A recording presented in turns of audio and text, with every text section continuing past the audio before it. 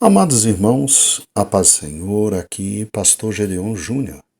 E hoje, continuando o capítulo 3, vamos ao nosso leitura bíblica diária e que o Senhor nos abençoe. Agradeço a minha pastora presidente, Loide Ramos, e agradeço ao ministério pela confiança.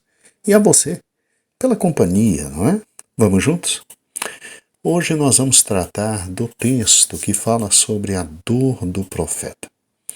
Sim, a Babilônia tinha sido a vara da ira de Deus sobre a nação de Judá. Você vai ver exatamente essa expressão. E aqui Jeremias, em Lamentações capítulo 3, versículo de número 1, Jeremias simplesmente atesta esse fato dizendo: eu sou aquele homem que viu a aflição pela vara do seu furor. Sim, Deus tinha avisado. E agora chegou o momento da prestação de contas. E foi terrível a mesma. Agora, os sofrimentos do povo, a destruição da cidade, destruição do templo, sim, trouxe a Jeremias muita dor. Muita dor.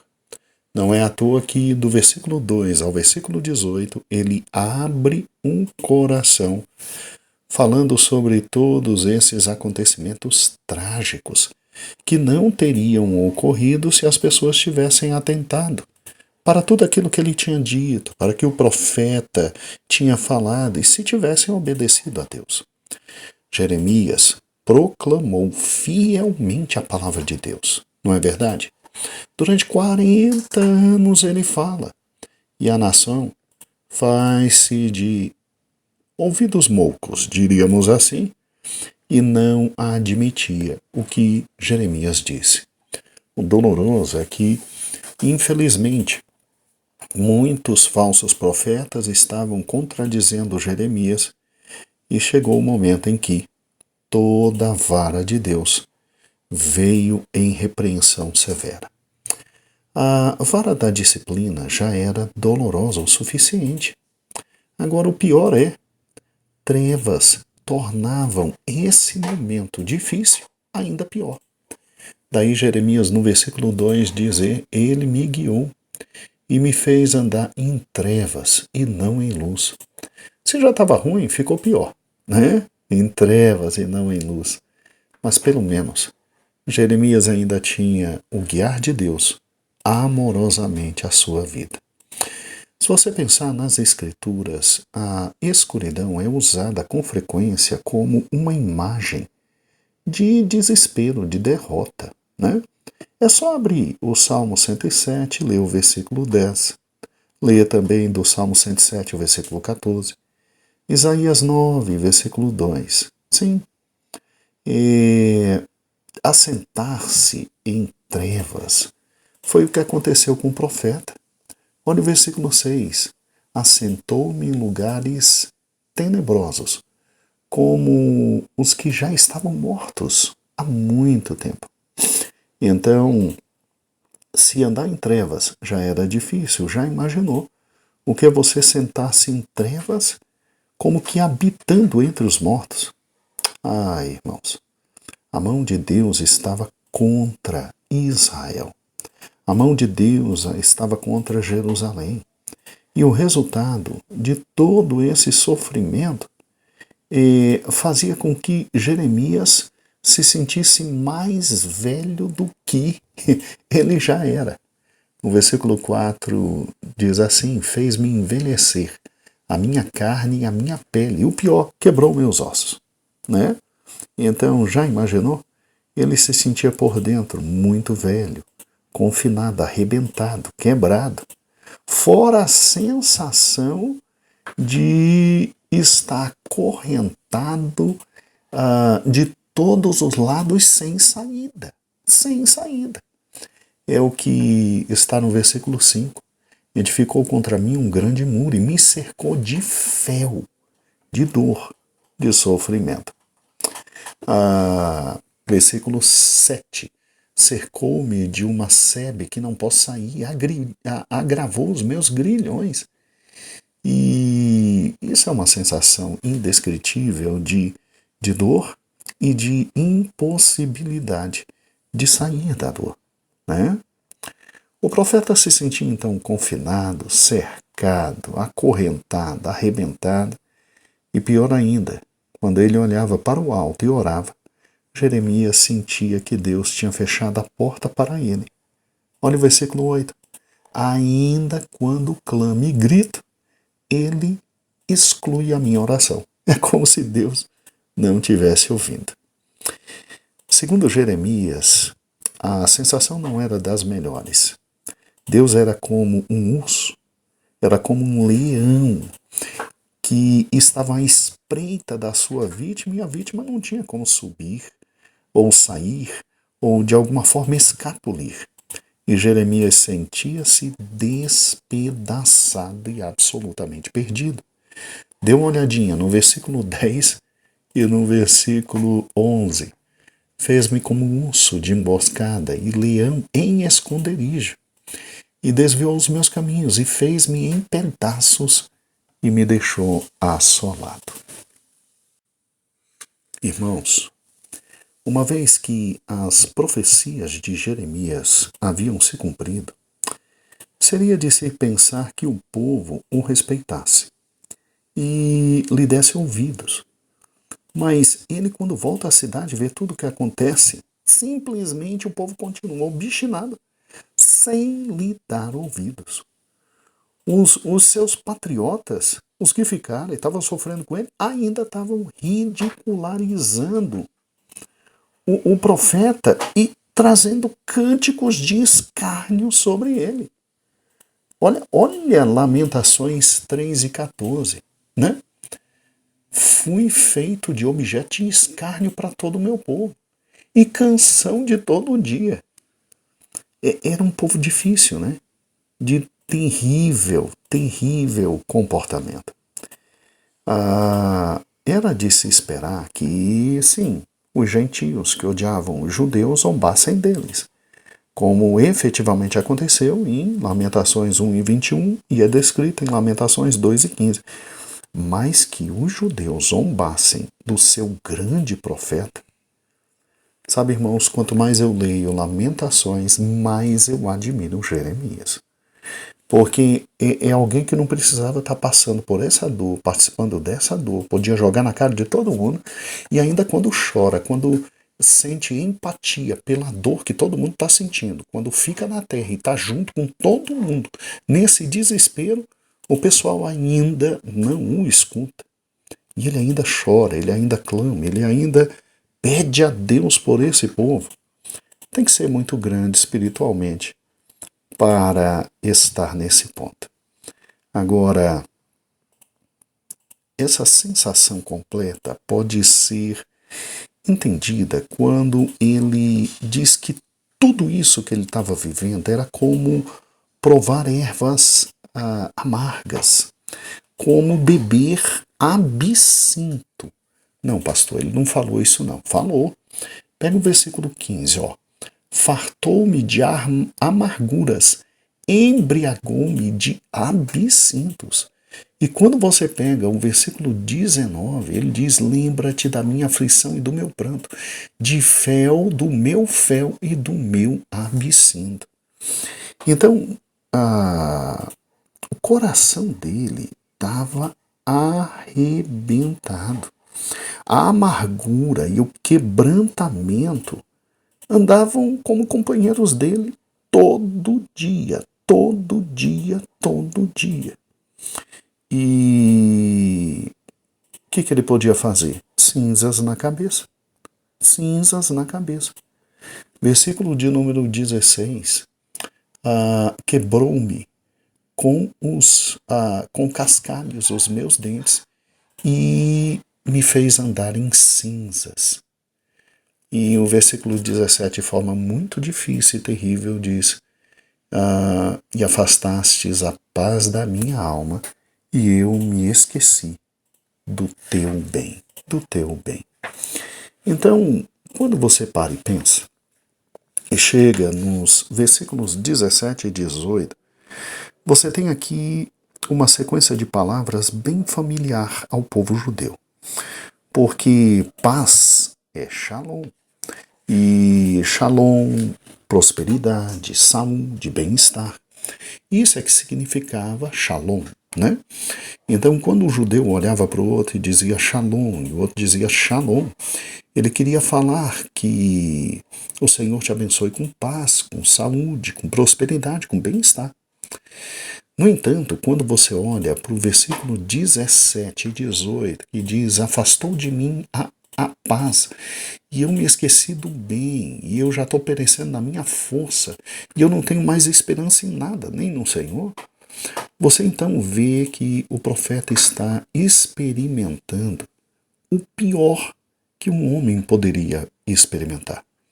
Não havia mais shalom, não havia paz, prosperidade, saúde, bem-estar. E no versículo 18 ele registra de forma muito clara a profundidade do seu desespero quando ele clama. Já pereceu tudo. E vamos ser francos, eu também não tenho esperança em nada, nem no Senhor. Ou seja, a glória da cidade havia desaparecido e junto com ela a esperança no coração do servo sofredor de Deus. Contudo, esse clamor de desespero é o ponto crítico do lamento aqui de Jeremias, pois a partir deste momento, Jeremias começa a olhar para o alto, concentrar-se no Senhor e não mais em si mesmo e no que via, e começou a trazer palavras de esperança. Palavras de esperança. Sabe, irmãos, a dor desse homem é uma dor muito forte, muito sentida. Ele se sente arrebentado, ele se sente dolorido. É a sensação daqueles que são derrotados em uma grande batalha. E olha, que Jeremias foi preservado porque os capitães de Nabucodonosor entenderam que de alguma forma Jeremias estava do lado deles, porque tinha anunciado para que o rei Zedequias se entregasse a Nabucodonosor. E mesmo assim ele se compadece, mesmo assim ele chora, mesmo assim ele clama, mesmo assim ele diz para todo o povo, olha, vamos buscar o Senhor, quem sabe ele nos escute, vamos buscar o Senhor, quem sabe ele nos escute. E por incrível que pareça, o coração do povo está tão arrebentado que mesmo entendendo que aquele homem era um homem de Deus e que tinha falado a palavra de Deus, o povo permanece na posição difícil e absolutamente irresponsável de não ouvi-lo. De não ouvi-lo. Gente, o chamado de Jeremias foi um dos chamados mais altos e mais profundos que a gente tem na palavra do Senhor. A palavra de Deus diz que ele foi chamado na época, inclusive, que o rei Josias estava reinando. O rei Josias foi neto de Ezequias. Vem Ezequias, faz toda aquela reforma, aí vem Amon, fica no reino 2 anos. Manassés, e praticamente destrói tudo que seu pai tinha feito. Aí depois vem Ezequias, só um pouquinho, irmãos, desculpe, Ezequias, aí Manassés. Aí Manassés, no final da vida, se volta para Deus. Aí vem Amon, que acaba destruindo tudo que Manassés, que no final da vida tinha voltado para Deus, ele simplesmente destrói. Fica no poder 2 anos, e aí quem chega ao poder é Josias. E Josias começa muito jovem, ele não entendia o que estava acontecendo. Aos 15 anos de idade, ele começa a buscar o Senhor. E com 15 anos, quando ele busca o Senhor e ele entende tudo o que está acontecendo, aos 18 ele começa a arrebentar tudo e todos. E se você parar e pensar, quando lá em Jeremias é chamado, a palavra de Deus atrela o chamado de Jeremias a exatamente esse momento histórico em que Josias está no poder. Né? Diz assim a palavra do Senhor em Jeremias, capítulo 1. Né? palavras de Jeremias, filho de Uquias, dos sacerdotes que estavam em Anatote, na terra de Benjamim. Aí ele veio a palavra do Senhor nos dias de Josias, filho de Amon, rei de Judá, no 13º ano do seu reinado. Então, é interessante porque se de um lado, irmãos, Josias, luta com todo o seu coração para que tudo seja transformado, o coração do povo já estava tão distante, tão distante, tão distante, tão distante, que mesmo com Josias no poder e Jeremias trazendo a palavra do Senhor, mandando todo mundo se converter, o povo já estava tão atolado na maldade que bastou Josias morrer, se cumpriu a profecia de Uda. E aí os babilônicos vieram e arrebentaram tudo. Então, veja que para os momentos mais difíceis da história, Deus levanta homens fortes trazendo a sua palavra. E eu estou falando agora com homens e mulheres de Deus. Não é para parar de pregar o evangelho, não é para parar de pregar a palavra de Deus, não. Mas pastor, ninguém está ouvindo. Sim, ninguém ouviu Jeremias. Mas pastor, a situação está tão difícil, os governos estão longe da presença do Senhor. Sim, e Israel e Judá, que tinham simplesmente na frente deles o grande Josias, tentando uma revolução espiritual, mas o povo continuava no pecado. É sério, irmãos, é sério. Então, nos momentos mais difíceis da vida, Deus levanta homens como Jeremias e, se ninguém está te ouvindo, continua pregando a palavra, continua falando o evangelho, continua dizendo tudo que Deus colocou no seu coração, porque o Senhor é contigo. O Senhor é contigo. E olha, se tudo se quebrar e se tudo se arrebentar, não pense que vão te reconhecer depois que tudo quebrou, não, viu? Porque em Lamentações 3, dá para ver um servo do Senhor olhando e dizendo: Senhor, eu não acredito, mesmo depois que tudo aconteceu, eu ainda sou motivo de zombaria. Mas quão grande é Jeremias? Quão grande é Jeremias?